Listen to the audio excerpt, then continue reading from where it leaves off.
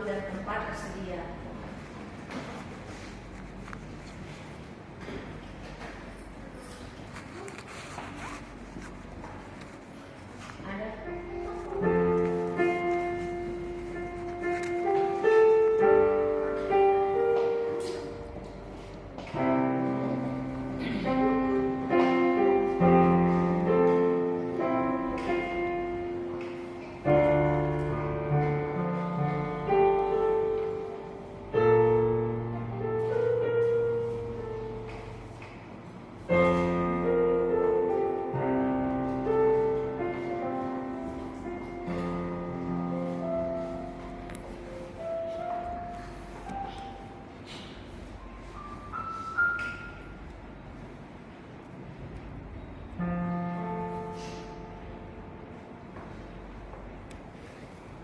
Nggak ada, kita masuk dalam pemberitaan firman Tuhan.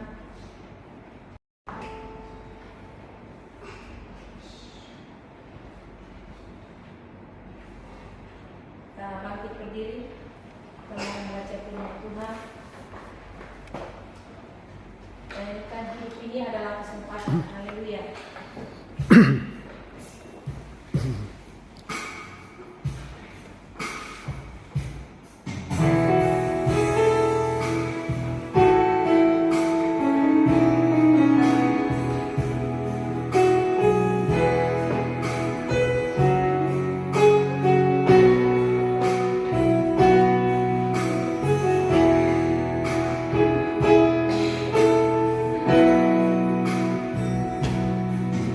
Hidup ini adalah kesempatan.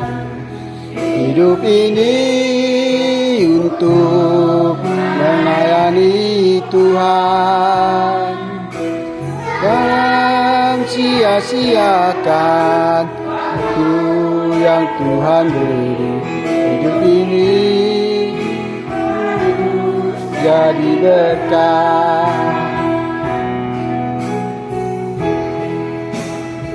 Oh Tuhan, pakailah hidupku selagi aku masih kuat. Saatnya nanti ku tak berdaya lagi. Hidup ini sudah jadi berkah.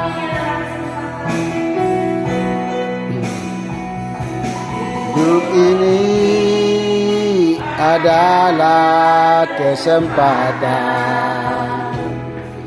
Hidup ini untuk melayani Tuhan.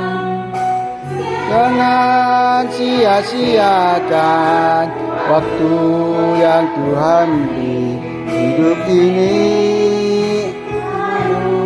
jadi berkah. Oh Tuhan, pakailah hidupku selagi aku masih kuat. Bila saatnya nanti ku tak dapat menyanyi, hidup ini sudah jadi berkah. Bila saatnya nanti tidak percaya lagi, hidup ini sudah jadi berkah. Mari kita berdoa. Benar Tuhan, waktu yang kami gunakan adalah milik Tuhan. Milik Tuhan yang paling berharga untuk kami dan untuk semua anak-anak Tuhan. Kiranya waktu yang Tuhan berikan kepada kami pakai menjadi kesempatan untuk melayani Tuhan. Sebab ucapan syukur kami yang paling besar kepada Tuhan adalah mengasihi Engkau segenap hati dan segenap pikiran kami. Bapa, ajarlah kami selalu untuk selalu menggunakan kesempatan ini untuk melayani Tuhan. Terima kasih Bapa, firman ini adalah Tuhan sendiri yang menyatakan bagi kami.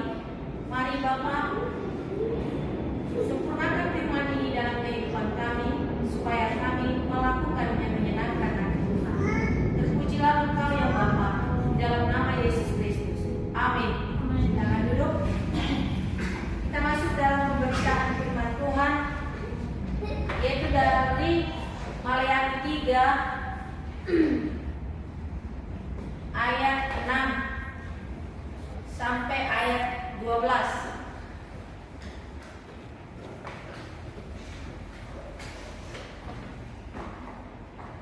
Judulnya adalah pembayaran persembahan persepuluhan menyenangkan hati Allah. Kita baca secara bersaut-sautan lagi. Maleakhi 3 ayat 8 ayat 6 sampai ayat 12.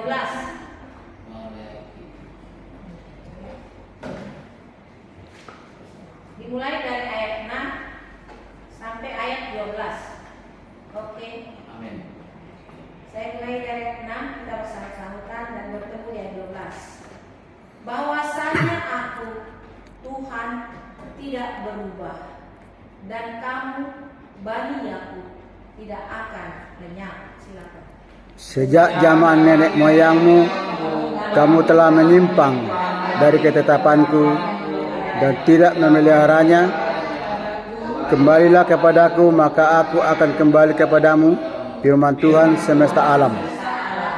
Tetapi kamu berkata, dengan cara bagaimanakah kami harus kembali?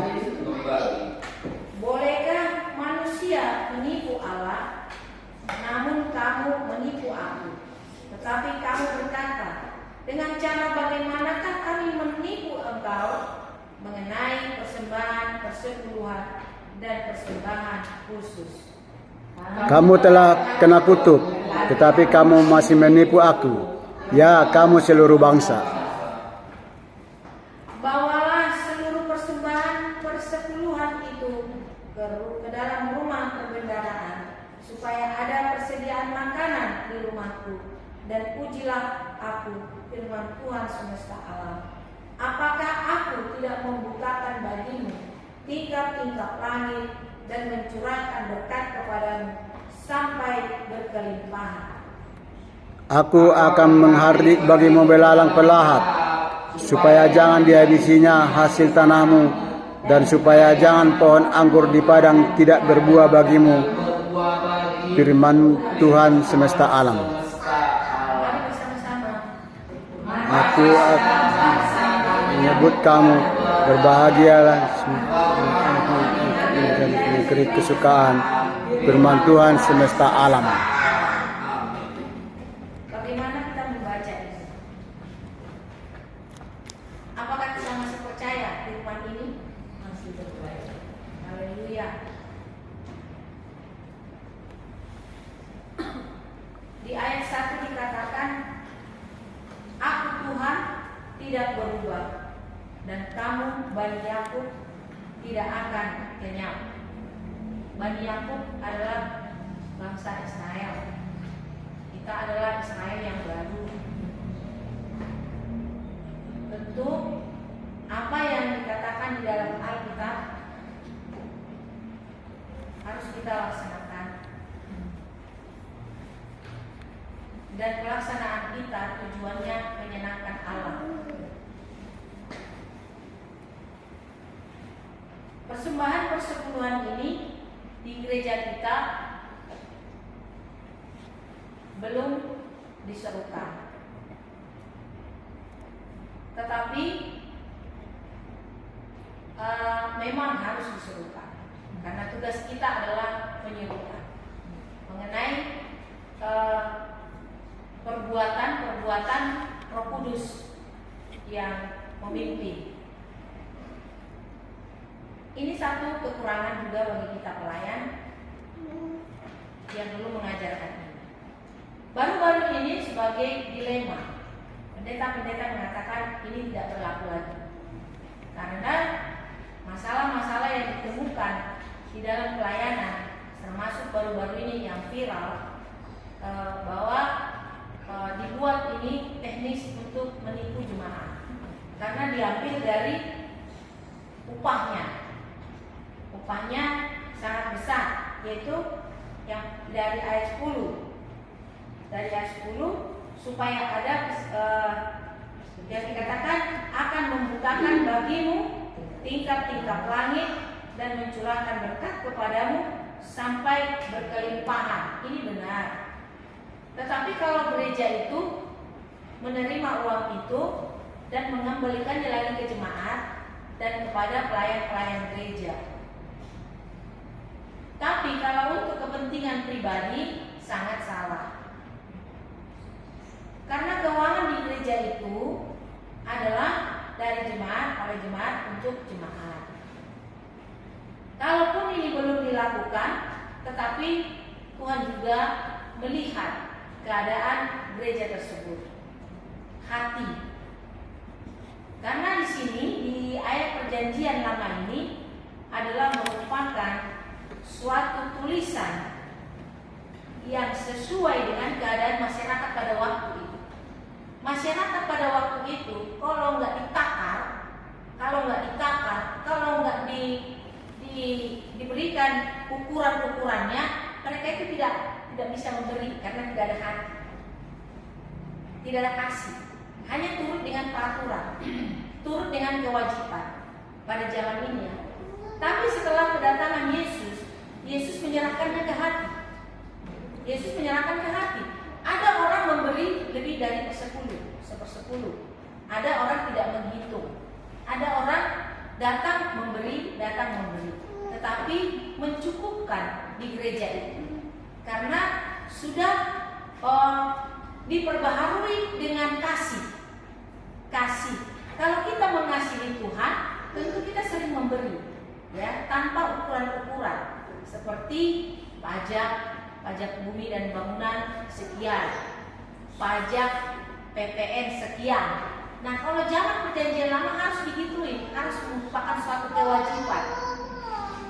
Kalau dikatakan kewajiban, berarti melakukannya senang atau terpaksa? Senang. Kewajiban. Kita datang ke gereja kewajiban atau karena senang? Karena kasih. Karena kasih. Makanya kita datang dengan senang hati. Tapi kalau kita datang karena kewajiban, kita pasti malas-malasan. Seperti anak-anak sekolah. Kan kewajiban mereka sekolah. Karena itu kewajiban, dia malas bangun pagi, harus diguyur dulu pakai air. Karena itu kewajiban, bukan merupakan cinta. Dia tidak cinta dengan sekolah itu, tidak cinta dia, hanya wajib belajar. Tapi kalau tidak wajib belajar, maka dia bodoh. Nah, bagaimana caranya? Kita buat dia cinta kepada sekolah itu. Ya, kita tidak datangkan guru yang cantik-cantik, kita pertemukan dia dengan teman-teman yang enak. Jadi setiap dia mau pergi ke sekolah, dia enjoy karena dia nanti akan ketemu dengan teman-teman yang baik, ketemu dengan gurunya, ketemu dengan teman-teman yang sama-sama bawa makanan. Jadi dia gembira seperti anak TK. Anak TK kan senang kalau mau sekolah kan? Karena dia ketemu teman-temannya, ketemu dengan gurunya, ketemu dengan teman-teman yang saling menyukai karena mereka bawa makanan. Jadi bukan kewajiban, karena suka. Nah, itu sama dengan rumah tangga.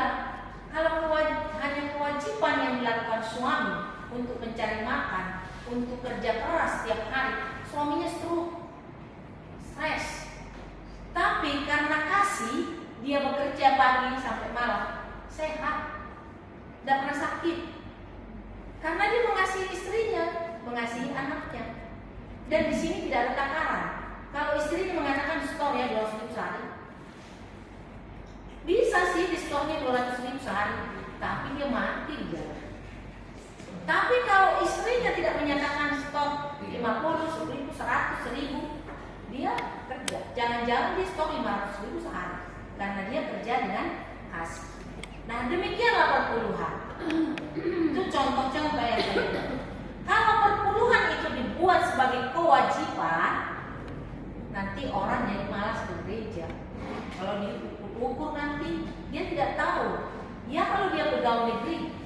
negeri gajinya misalnya 10 juta, 7 juta cukup ya.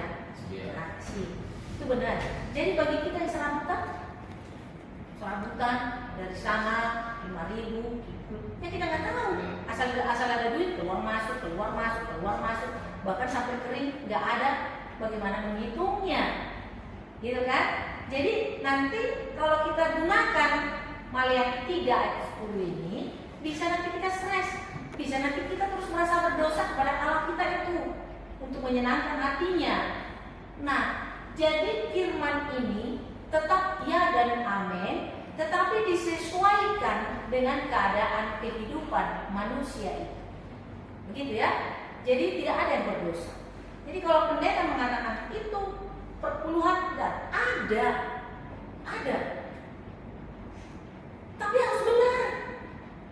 Seperti tadi, gaji saya misalnya 20 juta, 2 juta, udah pas kan nggak berdosa kita kan?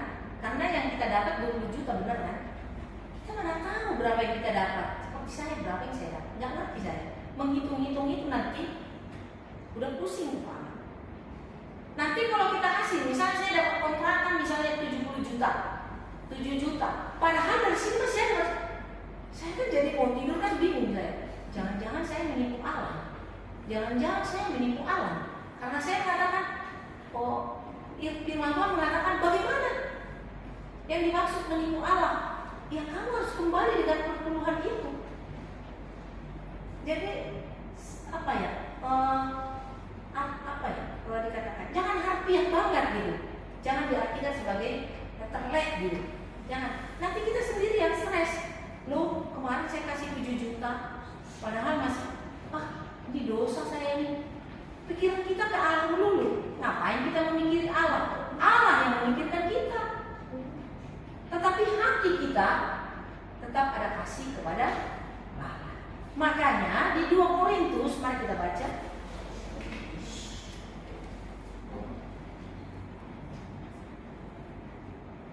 Kita baca ya. Ayat. Yuk kita baca satu perikop biar kita mengerti ya. Walaupun kita sedang 2 Korintus 8.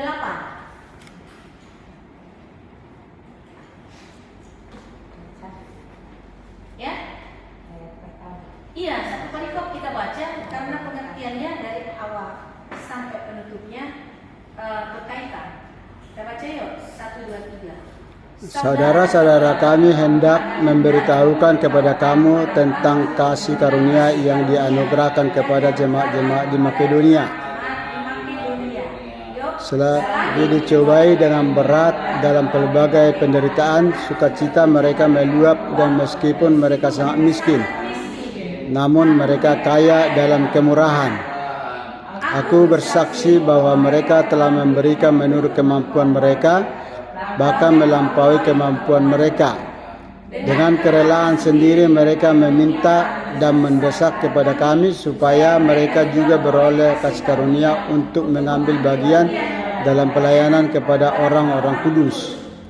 Mereka memberikan lebih banyak daripada yang kami harapkan. Mereka memberikan diri mereka pertama-tama kepada Allah, kemudian oleh karena kehendak Allah juga kepada kami. Sebab itu kami mendesak kepada Titus supaya ia mengunjungi kamu dan menyelesaikan pelayanan kasih itu kepada bagaimana ia telah memulainya. Maka sekarang sama seperti kamu kaya dalam segala sesuatu, dalam iman, dalam perkataan, dalam pengetahuan, dalam kesungguhan untuk membantu dan dalam kasihmu terhadap kami. Demikianlah juga hendaknya kamu kaya dalam pelayanan kasih itu.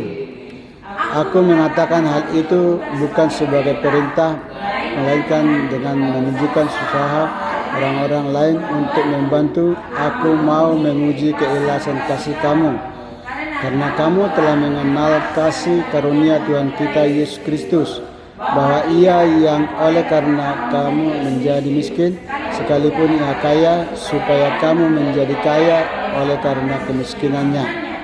Inilah mendapat tentang hal itu yang mungkin berfaedah bagimu. Memang sudah sejak tahun yang lalu kamu mengambil keputusan untuk menyelesaikannya juga.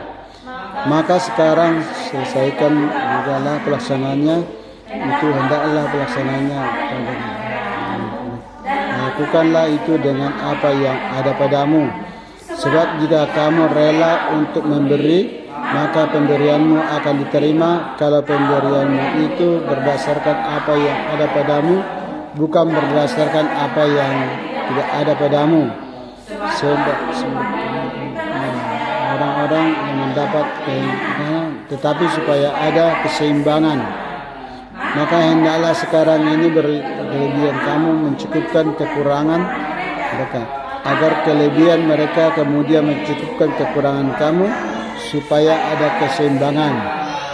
Seperti ada tertulis, orang yang mengumpulkan banyak tidak kelebihan, dan orang yang mengumpulkan sedikit tidak kekurangan. Syukur kepada Allah. Habis Bapak, habis. Habis. Kok Ya. habis? Kita sampai ayat 15 Pak. Kok bukan katanya terus Yang perikop. jawab itu diutus. Iya, dijelaskan kan di sini di Perjanjian Baru oleh Paulus, kerelaan orang yang mempunyai kasih lebih dari yang diperintahkan. Kan Paulus mengatakan bukan memerintahkan, tetapi dengan kasih, kerelaanmu jangan membebani. Itu kan dikatakan beri dengan yang ada padamu. Nah, dalam persekutuan itu kan nggak semua orang miskin di situ. Ada orang yang kaya, ada orang yang setengah kaya, ada orang yang sangat kaya. Nggak ada gereja yang gerejanya semua orang-orang miskin. Ini kan di Makedonia, katanya jemaatnya banyak orang-orang miskin. Tetapi dari kemiskinannya dia memberi kerelaannya. Ya, dikit-dikit jadi bukit, ya kan? Sedikit demi sedikit dari kemiskinannya memberi dengan rela. Di akhir katakan ada yang mengumpulkan banyak tetapi tidak berlebihan. Ada yang mengumpulkan sedikit tidak kekurangan. Ada orang yang mengumpulkan tapi tidak berlebihan. Hartanya ada di mana-mana. Tetapi dia tidak mengatakan lebih. Dia tidak pernah mengatakan lebih. Selalu dia mengatakan kurang. Tapi ada yang mengumpulkan sedikit tidak kekurangan. Orang yang hanya makan minum saja bisa bayar kontrakan, dia mengatakan saya tidak kekurangan. Ada seperti itu kan? Nah itu. Jadi untuk menghindari ini, supaya berkat di Maliaki 3 ini menjadi bagian kita, jadi artinya ini tidak dihapuskan seperti kata pendeta itu, dibatalkan. Ini tidak pernah dibatalkan. Berkat dari Maliaki 3 tetap menjadi bagian kita. Tetapi kita lakukan bukan karena perintah, bukan karena kewajiban, tetapi karena kasih kepada Allah dengan segenap hati dan dengan segenap pikiran. Lebih bisa dikeluarkan. Apapun yang diminta untuk jemaat ada duitnya. Ada duit. Seperti kalau di gereja kita, kalau Natal plus kas tidak ada. Saya tidak punya uang. Tetapi target untuk Natal di Nawabadu selalu 40 juta. Karena harus beli seragam. Beli apa?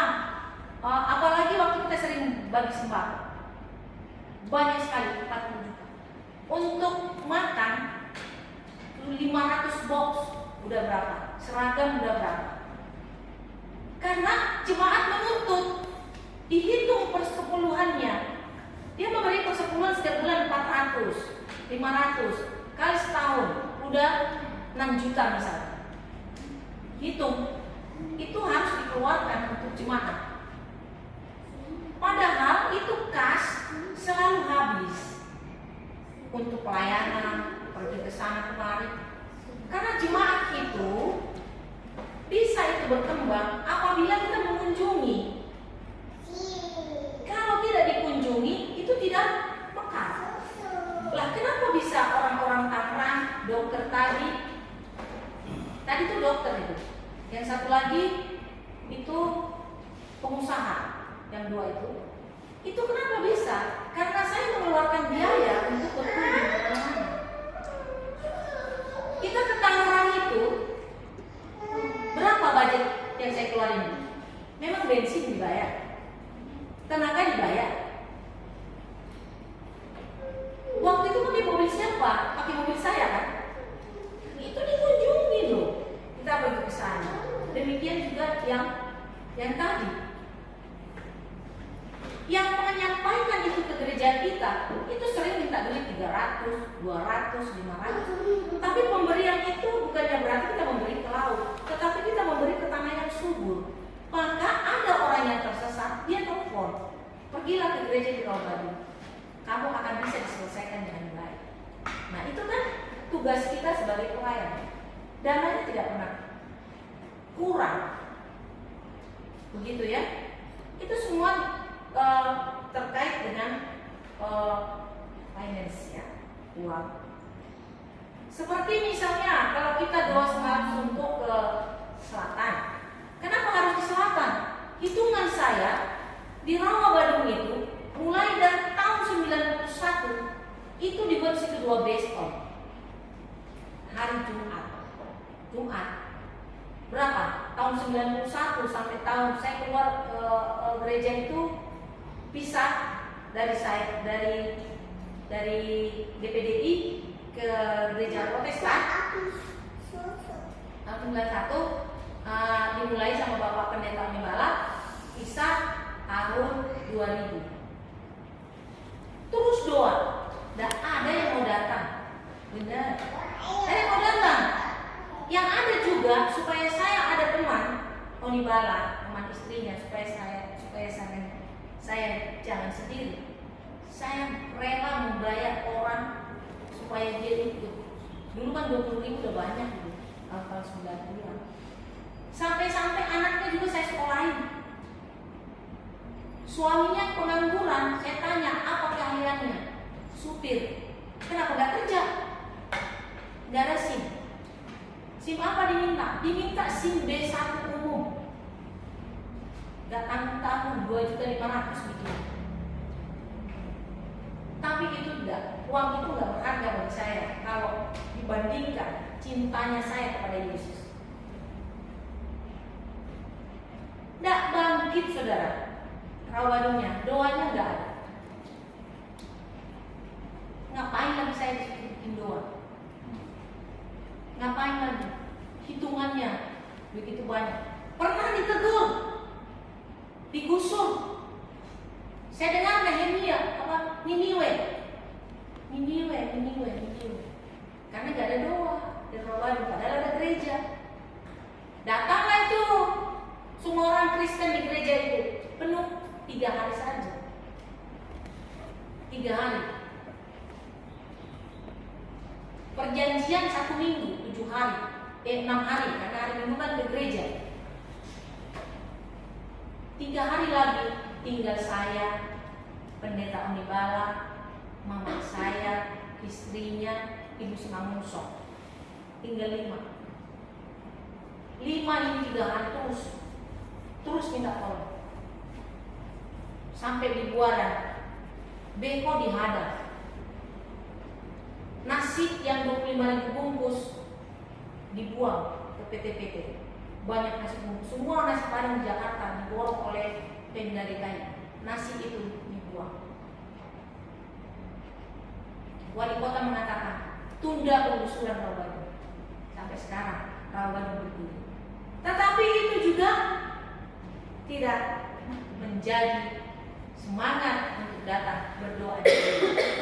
Untuk apa? Masih banyak tempat di selatan. Masih banyak tempat.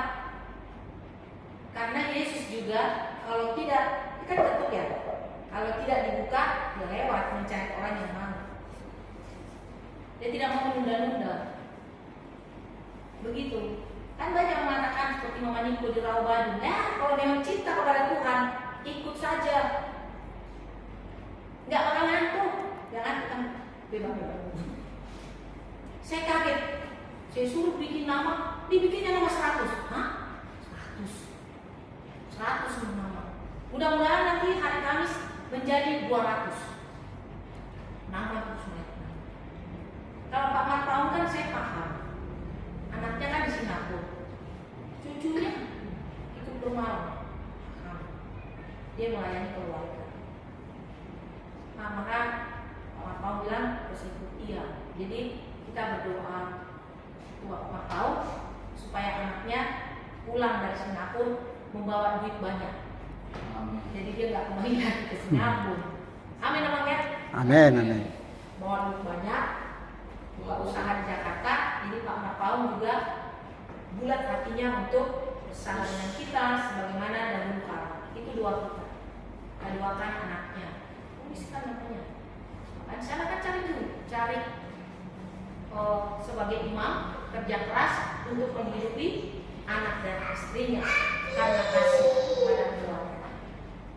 Jadi saudara yang dikasihi Tuhan Yesus Kristus, jadi jangan merasa berdosa kalau misalnya tidak kita menghitung secara detail seperti yang di Alkitab, 1/10. Bisa orang-orang yang serabutan menghitung 1/10.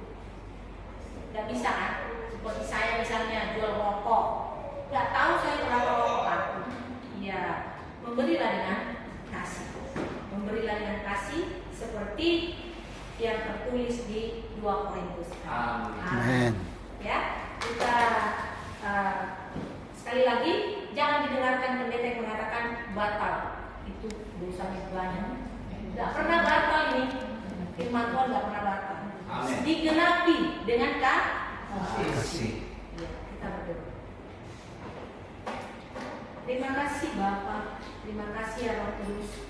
Terpujilah Engkau kekal sampai selama-lamanya. Terima kasih pengajaran. Kami melakukan dalam pelayanan ini hanya dengan kasih yang datang dari Yesus Kristus. Terima kasih, terpujilah Engkau ya Tuhan. Haleluya. Amin. Kita memberi untuk pelayanan di bumi ini dan aku diberkati.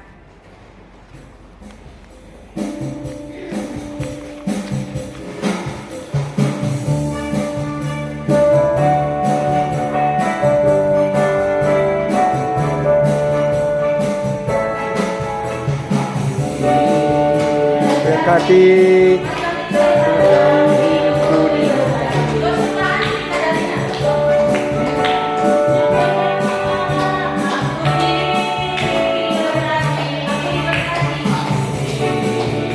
berkati sepanjang bangun pagi hari berganti malam aku diberkati.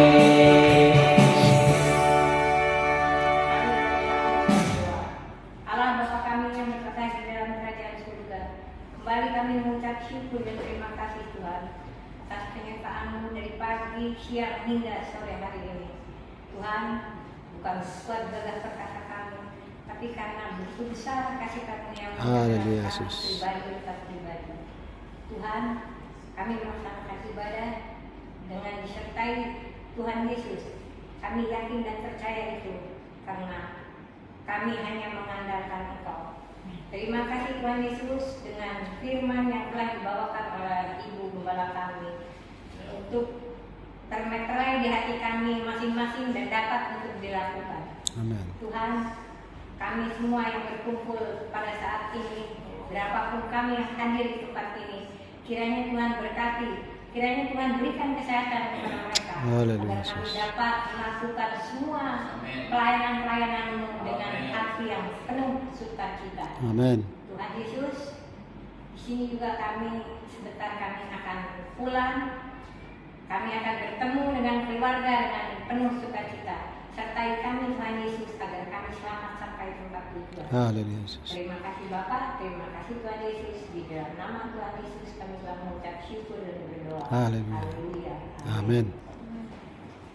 Tuhan, kita mengakhiri ibadah ini dengan menyanyikan Lihatlah Sekelilingmu.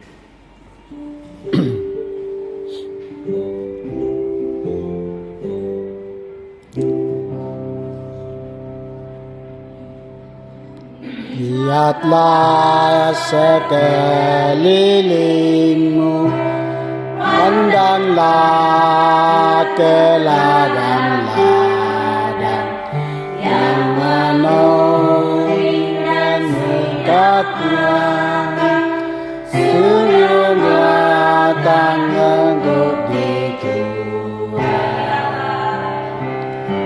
Lihatlah ke ladang-ladang,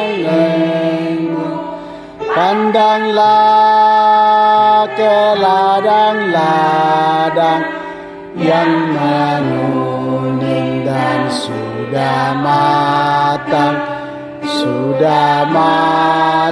untuk dituai. Mari kita berdoa dengan doa yang diajarkan Tuhan Yesus. Bapa kami yang di sorga, dikuduskanlah namamu, datanglah kerajaanmu, jadilah kehendak-Mu di bumi seperti di sorga. Berikanlah kami pada hari ini makanan kami yang secukupnya, dan ampunilah kami akan kesalahan kami, seperti kami juga mengampuni orang yang bersalah kepada kami. Dan janganlah membawa kami ke dalam pencobaan, tetapi lepaskanlah kami daripada yang jahat. Karena Engkau punya kerajaan dan kuasa dan kemuliaan sampai selama-lamanya. Amin. Saudara, layanilah Tuhan dengan kasih. Berilah dengan yang ada padamu tanpa membebani, tetapi berilah dengan sukacita. Terimalah berkat dari Tuhan. Tuhan memberkati engkau. Tuhan melindungi engkau, menyinari engkau dengan wajah, dan diberikan kepadamu kasih karunia. Tuhan menghadapkan wajahnya kepadamu dan diberikan kepadamu damai sejahtera sekarang kekal sampai selama-lamanya. Bapa, terima kasih. Bapa, terima kasih. Bapa, terima kasih. Bapa di dalam surga, puji terima kasih.